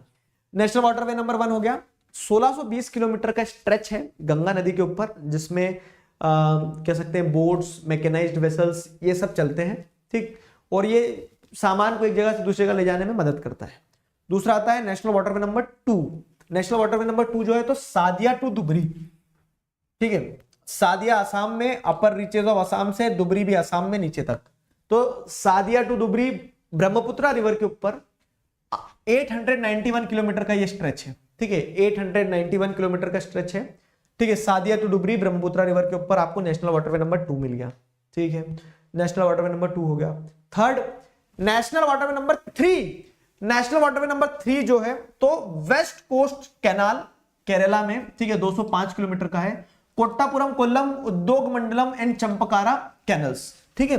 तो ये जो कह सकते हैं नेशनल वाटरवे नंबर 3 है, चल जा रेड कलर में क्यों नहीं चल रहा है, गिरगिट जैसा काम करता है पेन, ठीक है। तो नेशनल वाटरवे नंबर 3 जो है तो केरला में है, ठीक है। केरला में कहां पे आपको देखने को मिल रहा है, तो वेस्ट कोस्ट कैनाल वाला जो पूरा क्षेत्र है कि वेस्टर्न कोस्ट पे जो कैनाल सिस्टम है पूरा, ठीक है, केरला में 205 किलोमीटर के स्ट्रेच में नेशनल वाटरवे नंबर 3 है। पॉइंट ऑफ कनेक्शंस क्या है, कोट्टापुरम कोल्लम उद्योग मंडल चंपकारा कैनल्स, ठीक है। ये हो गया आपका national waterway number 3। National waterway number 4 जो है तो वही ईस्ट पे आ जाएगा, stretches of Godavari and Krishna, ठीक है। तो यहां पे जैसे अगर आप देखोगे उड़ीसा में ये रिवर है, सॉरी एक सेकेंड, ना stretches of Godavari and Krishna आ रहा है, तो ये नीचे वाला जो होगा, ठीक है, गोदावरी कृष्णा, गोदावरी जो है तो टू बी मोर प्रिसाइज यहां से निकलती है, ये गोदावरी हो गई, ठीक है, ये आपकी हो गई कृष्णा, ठीक है। तो गोदावरी कृष्णा रिवर जो है, ठीक है, गोदावरी और कृष्णा रिवर जो है तो उनके स्ट्रेचेस पे कनेक्टिविटी डेवलप करता है नेशनल वाटरवे नंबर 4, ठीक है, नेशनल वाटरवे नंबर 4 ऐसा गोदावरी कृष्णा पे है, ठीक है। और नेशनल वाटरवे नंबर 5 जो वो ईस्ट कोस्ट कैनाल आ जाएगा, ठीक है। तो रिवर जो है आपकी ब्राह्मणी और महानदी डेल्टा जो है, ठीक है, रिवर महानदी यहाँ है, ठीक है। तो यहां पे आपको नेशनल वाटरवे नंबर 5 देखने को मिल जाएगा, जिसे ईस्ट कोस्ट कैनाल भी कहा जाता है। West coast canal waterway number 3 हो गया, ठीक। अब आपसे वाटरवेज ऑब्जेक्टिव टाइप में पूछा जा सकता है, वाटरवे नंबर 1 जो है किन दो पॉइंट्स को कनेक्ट करता है, ठीक है, सादिया टू डुबरी कनेक्ट करता हुआ वाटरवे नंबर कौन सा है, इस तरह से अगर सवाल आएगा तो बी प्रिपेयर्ड फॉर दैट, ठीक है। ये हो गया वाटरवेज का बेसिक इंट्रोडक्शन और नेशनल वाटरवेज की कहानी। अब अगर हम आगे बढ़े तो क्या है, मेजर सी पोर्ट्स पूछे जाते हैं, और ये मेजर सी पोर्ट्स एग्जाम में मैप के हिसाब से बोर्ड एग्जाम जो है सीबीएसई बोर्ड वाले उनको भी आने वाला है, ठीक है। तो मेजर सी पोर्ट्स की अगर बात करें, देखो शुरू करते हैं अपन कहां से, कि जहां आपका समुद्र का तट चालू होगा ना, यही सी पोर्ट यहां थोड़ी ना आएगा, यहां तो एयरपोर्ट आएगा, समझ गए, क्योंकि लैंड है, सी पोर्ट तो वही रहेगा ना जहां पानी होगा। तो जहां से पानी चालू हो रहा है गुजरात से, और कहां तक पानी है आपका, तो ये गुजरात से लगा के पानी पानी पानी पानी अंकल जी पानी पानी, और कहां तक, केरला तक, ठीक है, ओ सॉरी वेस्ट बंगाल तक, केरला इधर नीचे हो गया, वेस्ट बंगाल तक। तो ये इतनी कोस्ट लाइन है हमारी 7516.6 किलोमीटर की अप्रोक्सीमेटली। इतनी बड़ी कोस्ट लाइन पे कितने मेजर पोर्ट्स हैं, क्योंकि पोर्ट्स तो छोटे छोटे, अब मैंने ही क्या करा, 2 खुटी गाड़ के एक नाव पार्क कर दी, बोल दिया ये अपन ने पोर्ट बना लिया। तो मेजर पोर्ट जो है तो अराउंड 12 मेजर पोर्ट्स हैं, और 200 से ज्यादा नॉन नोटिफाइड छोटे छोटे पोर्ट्स हैं, ठीक है, उनकी गिनती नहीं कर रहे अपन। तो 12 मेजर पोर्ट्स जो है वो आपको ध्यान रखना है। शुरू करते हैं कांडला से, ठीक है। तो कांडला जो है तो ये गुजरात में है, कांडला, ठीक है, गुजरात में है, और यही कांडला के बाजू में अपना कभी अपना हुआ करता था, ठीक है, पाकिस्तान। तो ये जो है तो इसमें क्या है, कराची पोर्ट है, जब पार्टीशन हुआ तो कराची पोर्ट चले गया उनके हिस्से में। अब अपन इतना पूरा अपना ट्रैफिक नॉर्थ इंडिया का कौन मैनेज करेगा, तो उसके लिए कांडला पोर्ट बनाया गया, कांडला पोर्ट 1, ठीक है। मुंबई पोर्ट, कांडला पोर्ट से नीचे उतर के आओगे तो ये आपको छत्रपति शिवाजी जो है, मतलब महाराजा छत्रपति शिवाजी जो है, ठीक है, तो उनके नाम पे आपको क्या देखने को मिल जाएगा, मुंबई पोर्ट देखने को मिल जाएगा। इनफैक्ट मुंबई पोर्ट जो है तो मुंबई पोर्ट के बाजू में एक जवाहरलाल नेहरू पोर्ट भी बनाया गया है, ताकि प्रेशर को डीकंजेस्ट किया जा सके, ठीक है। तो अब आप जैसे देखेंगे कि क्या देखने को मिल रहा है आपको, कि दूसरा पोर्ट जो गया मुंबई पोर्ट हो गया। Mumbai port is the biggest port in our country, इतना बड़ा है कि मुंबई पोर्ट को रिलीव करने के लिए जवाहरलाल नेहरू पोर्ट बनाना पड़ा, और मुंबई पोर्ट के ट्रैफिक को कांडला पोर्ट पे भी डाइवर्ट करना पड़ता, उसके बावजूद भी इतना ट्रैफिक रहता है मुंबई पोर्ट, समझ गए। तो ये मुंबई पोर्ट हो गया बिगेस्ट पोर्ट। मुंबई पोर्ट के जस्ट नीचे उसको डीकंजेस्ट करने के लिए जवाहरलाल नेहरू पोर्ट बनाया गया। जवाहरलाल नेहरू पोर्ट से और नीचे आओगे आप तो ये आपकी बुक का मैप है, और तो इसको मैप को जरूर देखना, क्योंकि यही मैप आपके एग्जाम में आना है। सीबीएसई बोर्ड वालों को बता रहा हूं मैं, और स्टेट बोर्ड वाले बच्चे भी ध्यान रखना कि मैप से सारी चीजें आ जाती है। और ये जो एक एक पोर्ट है तो इनकी विशेषताएं भी कुछ कुछ है, जैसे जवाहरलाल नेहरू पोर्ट जो है तो डीकंजेस्ट करने के लिए बनाया मुंबई पोर्ट को, ठीक है। फिर आता है मारमागांव पोर्ट। मरमागांव पोर्ट गोवा में है, ठीक है। मरमागांव पोर्ट जो है तो मेजर आयरन और एक्सपोर्टिंग पोर्ट है, कि उस पोर्ट से क्या किया जाता है, सारा आयरन और जो है ना, जैसे ये जो आयरन और बेल्ट हैं, यहां से आयरन और बेल्ट से एक्सपोर्ट कर दिया जाता है। अगला पोर्ट आता है new Mangalore port. New Mangalore port कहां पे है? न्यू मैंगलोर पोर्ट ये कर्नाटका में। न्यू मैंगलोर पोर्ट के बाजू में, अगर आपने ध्यान हो मिनरल्स एंड एनर्जी रिसोर्सेज वाले चैप्टर में पढ़ा था, कुद्रेमुख माइंस है, तो वो कुद्रेमुख माइंस से सामान जो रहता है ना, तो वो पाइपलाइन के थ्रू स्लरी बना के न्यू मैंगलोर पोर्ट पहुंचाया जाता है, और न्यू मैंगलोर पोर्ट से सामान को बाहर, ठीक है, देश के बाहर वाया सी रूट, तो न्यू मैंगलोर पोर्ट हो गया। उसके नीचे जाओगे तो कोच्चि, ठीक है, कोच्चि जो ये पोर्ट है, तो ये कहां पे? केरला में है कोच्चि, ये रहा कोच्चि, ठीक है। ये जो सी पोर्ट है, तो ये एक्सट्रीम साउथ वेस्टर्न पोर्ट, ये वेस्टर्न हो गया, वेस्टर्न में साउथ आ गया, तो extreme south western port Kochi हो गया आपका, ठीक है। अब आ जाओ, अब ईस्टर्न साइड पे टप्पा खा लो। ईस्टर्न साइड पे जैसे देखोगे तो टूटीकोरिन, ठीक है। अब कंट्री का जो सदर्न मोस्ट पोर्ट देखा जाए, extreme southern most, eastern western नहीं पूछ रहे, साउथ में, सबसे साउथ में टूटीकोरिन बड़ा मेजर पोर्ट है, ठीक है, बड़ा मेजर पोर्ट है। टूटीकोरिन पोर्ट जो है तो एक्सट्रीम साउथ ईस्टर्न और एक्सट्रीम सदर्न पोर्ट जो है टूटीकोरिन हो जाएगा। उससे ऊपर जाओगे तो चेन्नई सेकंड लार्जेस्ट पोर्ट है, ठीक है, और ये क्या है? ओल्डेस्ट आर्टिफिशियल पोर्ट की कैटेगरी में भी आता है। आर्टिफिशियल मतलब इसको बनाया गया था ब्रिटिशर्स ने। एक होते हैं नेचुरल पोर्ट्स, की क्या है कि जैसे ये कोस्टलाइन है, कोस्टलाइन में ऐसे ऑलरेडी क्या है, कोस्टलाइन के अंदर ऐसा अलग से कट बना हुआ है, तो इसको पोर्ट की तरह यूज किया जा सकता है। और कुछ कुछ क्या है, कुछ कुछ जैसे कोस्टलाइन ऐसी एकदम सीधी कोस्टलाइन है, तो सीधी कोस्टलाइन में आपने फिर बनाया इस तरह से पोर्ट, ठीक है, ऐसा डॉक यार्ड जैसे चीजें बनाई है, तो वो क्या होते हैं? वो आर्टिफिशियल पोर्ट कहलाते हैं, ठीक है। तो चेन्नई ओल्डेस्ट आर्टिफिशियल पोर्ट हो गया, चेन्नई सेकंड लार्जेस्ट पोर्ट भी है। और फिर उसके ऊपर जाओगे विशाखापट्टनम। विशाखापट्टनम जो है तो आंध्र प्रदेश में है। विशाखापट्टनम की विशेषता क्या है पता है? कि विशाखापट्टनम जो है तो लैंडलॉक्ड पोर्ट है, मतलब कि ये अगर समुद्र है, ये समुद्र है, तो समुद्र के एकदम ये तट पे नहीं बनाया, इसको थोड़ा अंदर बनाया, तो ऐसा रास्ता बना के अंदर की तरफ पोर्ट बनाया है, ताकि क्या हो, समुद्र की वेव्स वगैरह जो आए ना, हाई टाइड्स वगैरह, तो उससे बचाया जा सके, ठीक है। तो विशाखापट्टनम क्या है? Deepest landlocked and well protected port हो गया विशाखापट्टनम, ये हो गया आपका। विशाखापट्टनम के ऊपर जाओगे पैराद्वीप।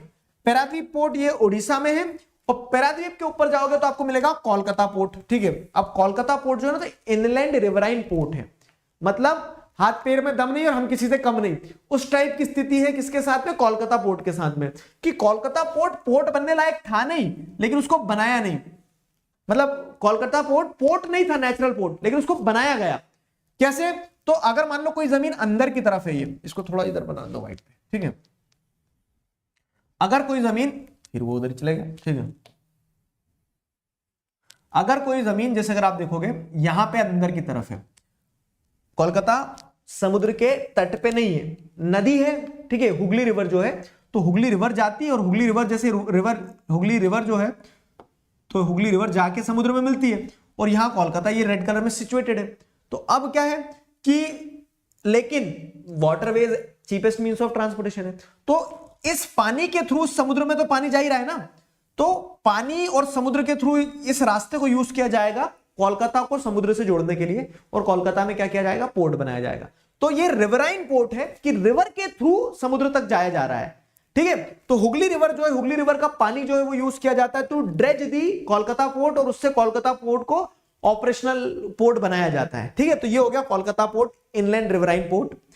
अगला जैसे देखोगे तो आता है हल्दिया पोर्ट, और वही वाली बात है क्या कि कोलकाता पोर्ट था नहीं, बनाने की कोशिश की, सांसें फूल रही थी, तो उसको डिकंजेस्ट करने के लिए, या फिर उसके सब्सिडरी की तरह कि उसको सपोर्ट कर दे, हल्दिया पोर्ट बनाया गया, ठीक है, to support the Kolkata port. तो these are the 12 major ports, will recall it again, ठीक है।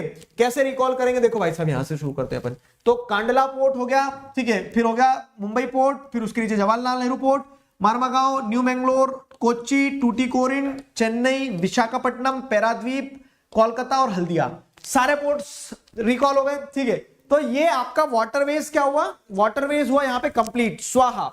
अब आते हैं land transportation check, water transportation check, landways मतलब लैंड ट्रांसपोर्टेशन हो गया, वाटरवेज हो गया। अब आ जाओ एयर, ठीक है, एयरवेज की बात करें, ठीक है। तो एयरवेज जो है, एयरवेज को समझना, ठीक है। एयरवेज का एडवांटेज क्या है कि airways can cover difficult terrain like airways के थ्रू जो मोस्ट डिफिकल्ट टेरेन्स है, मोस्ट डिफिकल्ट एरियाज हैं, उनको आप कवर कर सकते हो, ठीक है। Like high mountains, long oceanic stretches, dense forest, north eastern states, deserts, ठीक है। तो अब हमारे नॉर्थ ईस्टर्न स्टेट्स में कितना डेंस वेजिटेशन है, रोड से जाना बड़ा दिक्कत है, बारिश होती है, लैंडस्लाइड्स होते हैं, लेकिन आप एयरवेज के थ्रू क्या टप्पा मार के सीधे इधर से उधर, ठीक है, उधर से इधर, तो एयरवेज की मदद से आप डिफिकल्ट टेरेन्स तक को कवर कर सकते हैं। मतलब वो प्लेसेस विच आर वेरी, कह सकते हैं, which are very hard to move inside, ठीक है, जहां अंदर तक पहुंचना बड़ा कठिन है, तो आप एयरवेज के थ्रू आसानी से जा सकते हैं, ठीक है। लंबे लंबे ओशियानिक स्ट्रेचेस हैं, समुद्र के रास्ते जाओगे समय लगेगा, हवा में उड़ के ऊपर से चले जाओगे, नीचे पानी पानी दिखेगा, ऊपर ऊपर तुम उड़ते उड़ते पहुंच जाओगे। डेजर्ट्स, जैसे सहारा डेजर्ट कितना बड़ा है, ठीक है, तो उस सहारा डेजर्ट को कवर करना है, स्ट्रेच करना है पूरा, ठीक है, तो एयरवेज के थ्रू आसानी से हो सकता है, ठीक है। तो in this manner airways can cover difficult terrains, fine. फिर क्या है, air transport was nationalised in 1953। Air transport जो है, तो एयर ट्रांसपोर्ट को पहले सरकार ने अपने हाथ में ले लिया पूरा, बोल दिया प्राइवेट प्लेयर कोई नहीं होना। अब आज सरकार ने अपने हाथ में सब निकाल दिया, बोल दिया पूरा प्राइवेट प्लेयर संभालो। तो एयर ट्रांसपोर्ट जो है, तो उसको नेशनलाइज किया था 1953 में, ठीक है। Now it is again privatised.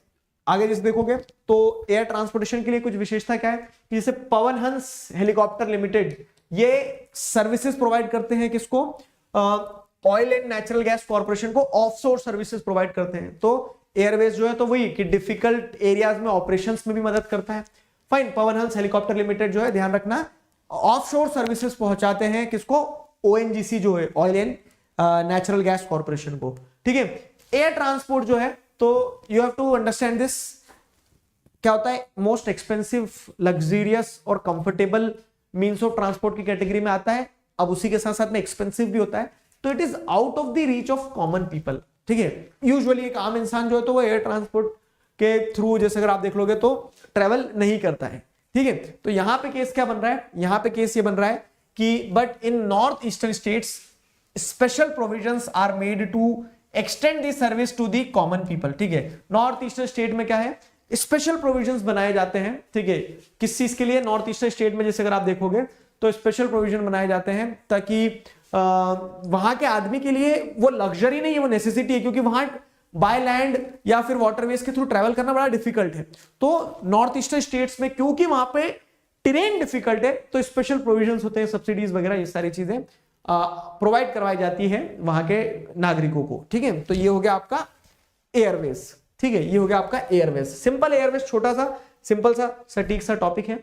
हाँ जी, एयरपोर्ट की जो बात आ रही है, तो मैप वर्क जब हम करेंगे ना, तो इस चैप्टर का मैप वर्क भी है, ध्यान रखना, मतलब इस चैप्टर में इस टॉपिक का कि इंपॉर्टेंट एयरपोर्ट्स कौन कौन से हैं, वो भी एक क्वेश्चन के फॉर्म में है, fine.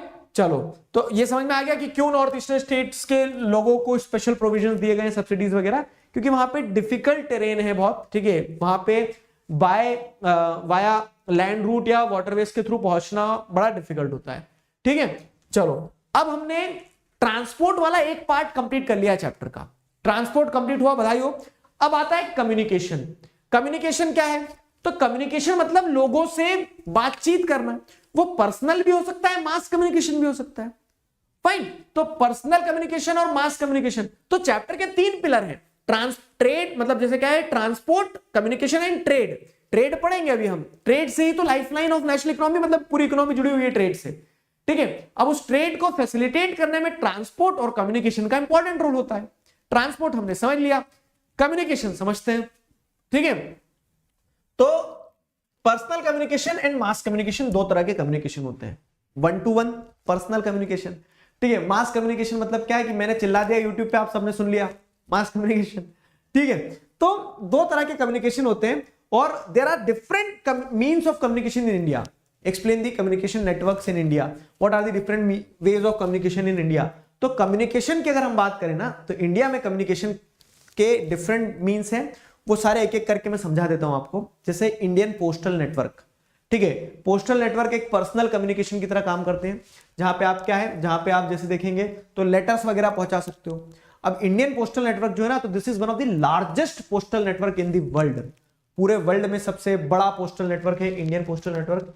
Handles parcels as well as personal return communication, parcel भी हो गए, पर्सनल रिटर्न कम्युनिकेशन हो गए, ये सारी चीजें इंडियन पोस्टल नेटवर्क हैंडल करता है, ठीक है।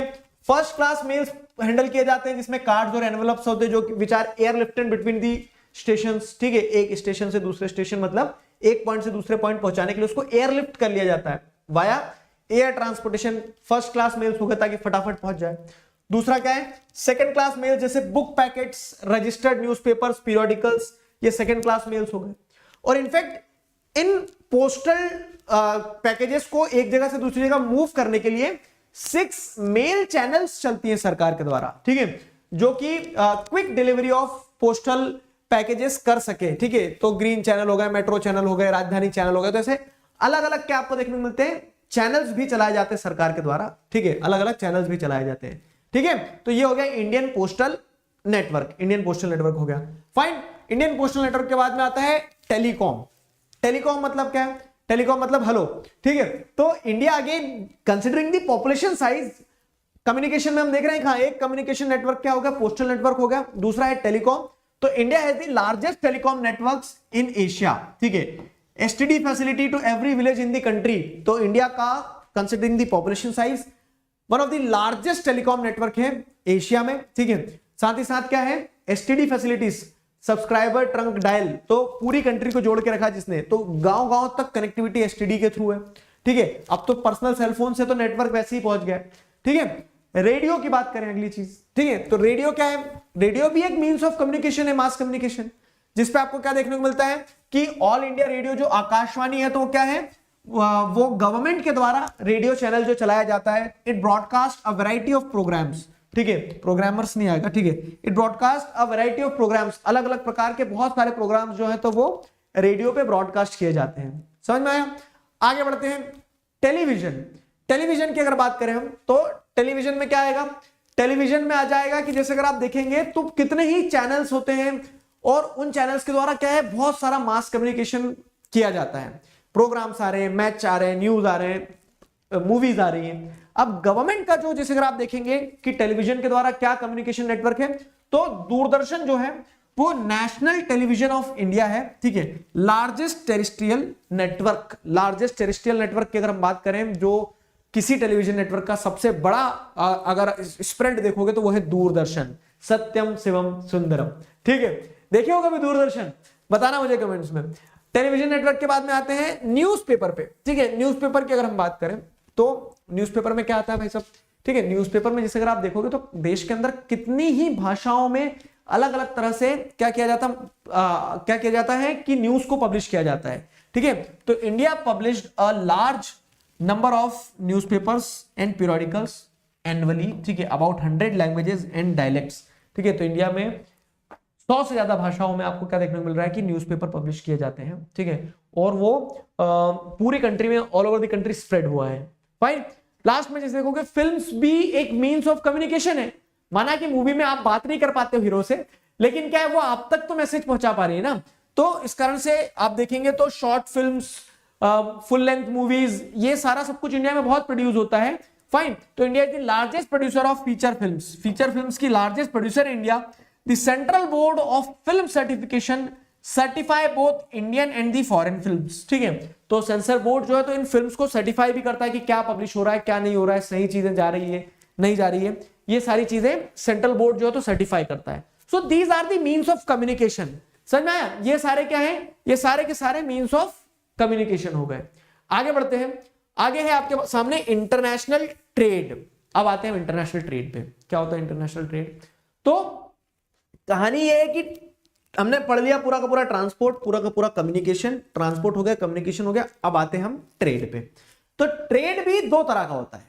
When goods are being exchange, ये ट्रेड हो गया। अब when goods are being exchange beyond the domestic territories, मतलब एक कंट्री के बाहर जब आप गुड्स को एक्सचेंज कर रहे हो तो वो इंटरनेशनल ट्रेड में आ जाएगा। ट्रेड और इंटरनेशनल ट्रेड, ठीक है। तो the exchange of goods and services among people, states and countries is refined, ठीक है, एज ट्रेड, ठीक है। तो अब आप डिफाइंड होगा और रिफाइंड नहीं होगा, ठीक है। तो exchange of goods and services among people, states and countries is defined trade. And when the exchange is specifically between the countries, दो देशों के बीच में जब एक्सचेंज हो रहा है तो उस एक्सचेंज को क्या कहा जाता है? उस एक्सचेंज को कहा जाता है इंटरनेशनल ट्रेड, ठीक है। उस एक्सचेंज को कहा जाता है इंटरनेशनल ट्रेड। समझे? तो when such trade takes place between two countries it is known as international trade. जब इस तरह का ट्रेड होता है, दो देशों के बीच में ट्रेड होता है, तो उसे इंटरनेशनल ट्रेड कहा जाता है, उसे इंटरनेशनल ट्रेड कहा जाता है। ठीक है, समझ में आया ना? ट्रेड सिंपल, ट्रेड और दो देशों के बीच का trade international trade, exchange of goods and services. अब पॉइंट क्या है कि आपको एक चीज समझना होगी कि ट्रेड करना क्यों है। चुपचाप अपनी अपनी जगह सामान उगाओ, खाओ, खुश रहो, ट्रेड क्यों करना है? तो हमें एक चीज समझ में आती है कि रिसोर्सेज जो होते हैं ना, वो स्पेस बाउंड होते हैं। मतलब कोई भी रिसोर्स है तो वो एक ही स्पेस तक सीमित रहेगा। फाइन, जैसे मान लो कि अगर मिनरल्स है तो छोटा नागपुर प्लेटू में बहुत मिनरल्स है, हमने पढ़ा है मिनरल्स एंड एनर्जी रिसोर्सेज में। अब वो मिनरल्स की जरूरत तो कश्मीर में भी, वो मिनरल्स की जरूरत तो तमिलनाडु में भी है, तो वो मिनरल्स को तमिलनाडु तक, कश्मीर तक कैसे पहुंचाओगे आप? ट्रेड के थ्रू। तो इस सेंस में ट्रेड बहुत एसेंशियल है। क्यों? क्योंकि रिसोर्सेज आर स्पेस बाउंड, जो संसाधन है हमारे पास में वो स्पेस बाउंड है, they are concentrated to a specific space. ठीक है, तो therefore international trade is necessity, जरूरत है ये हमारी। ठीक है, हमारी जरूरत है। अब ट्रेड जो होते हैं ना, तो ट्रेड में भी क्या होते हैं, अलग अलग टाइप्स होते हैं। कैसे? एक होता है बैलेंस ऑफ ट्रेड का कंसेप्ट। आगे मैं उसकी डेफिनेशन बताने से पहले आपको समझा देता हूं। मान लो ये कंट्री ए है, ये कंट्री बी है। अब कंट्री ए ने 100 रुपए का सामान कंट्री बी को दे दिया, ठीक है, और बदले में कंट्री बी ने 50 रुपए का सामान कंट्री ए को दिया। तो अब क्या इन्होंने 50 रुपए का ही सामान दिया, इन्होंने 100 रुपए का सामान दिया। 100 रुपए का सामान दिया तो बदले में कितने रुपए लिए होंगे? 100 रुपए लिए होंगे। कमाए कितने? 100, और लुटाए कितने? 50। तो अभी भी क्या हो गया? प्रॉफिट में रहेगा कितना? +50 में रहेगा।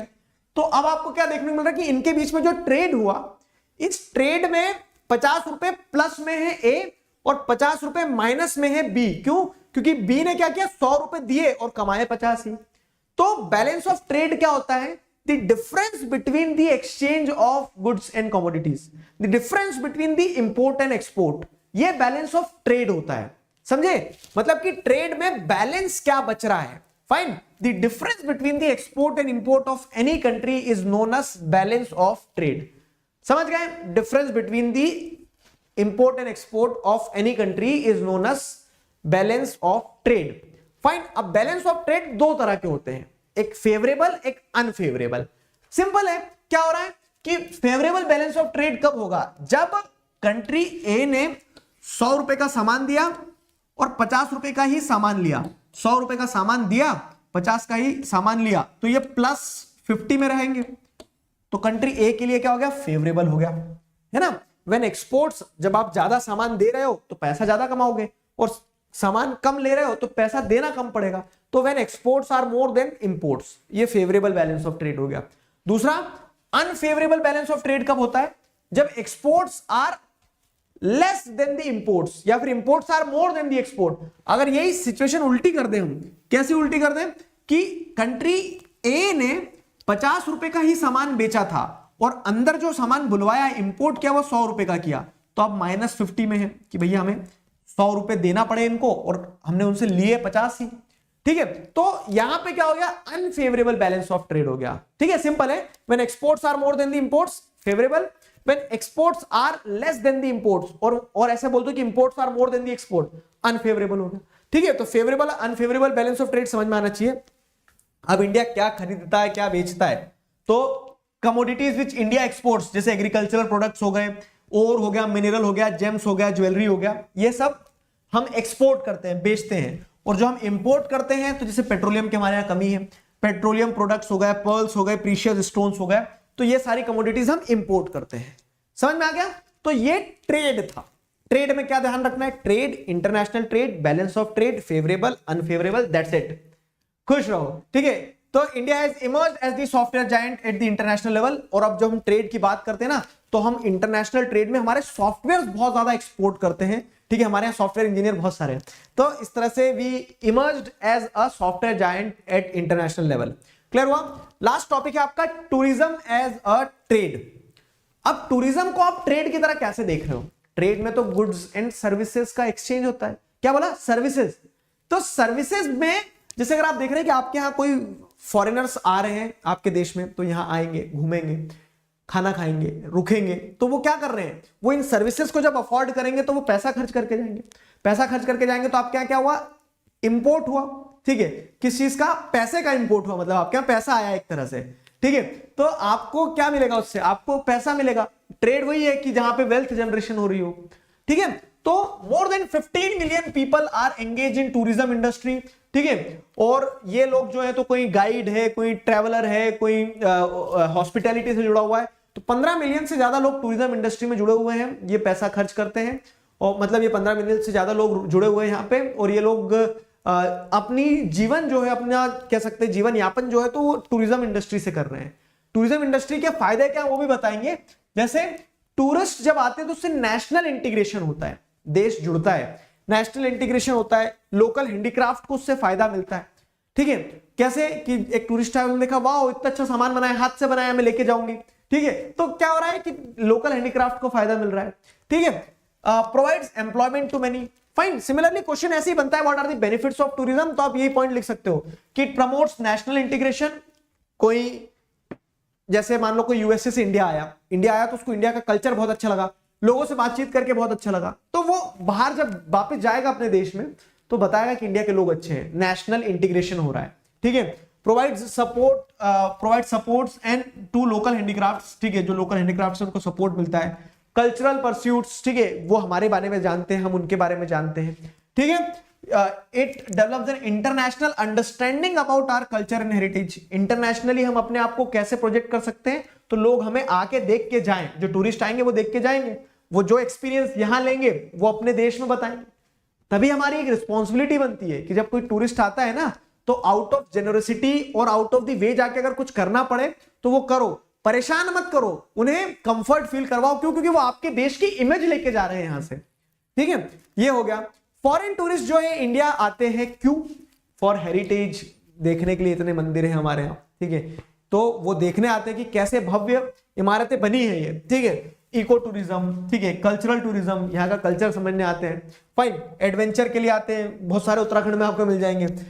Medical and business tourism, India में इलाज सस्ता होता है, ठीक है, तो उस लिए भी आते हैं। So these are the reasons why the tourist visit India, fine. तो ये था टूरिज्म एज अ ट्रेड। अब क्या है, अब ये है टेलीग्राम चैनल की लिंक, ठीक है। ये जो नोट्स आपने पूरे देखे मैं आपको टेलीग्राम चैनल पे दे दूंगा। चैप्टर हुआ हमारा यहाँ पे समाप्त। क्या क्या पढ़ा हमने? जैसे अगर आप देखोगे तो पूरा transportation, land, waterways, airways. Communication में हमने देखा what are the different means of communication, and the last one trade. तो ट्रेड में हमने टूरिज्म एज ट्रेड भी देखा और ट्रेड को भी समझा।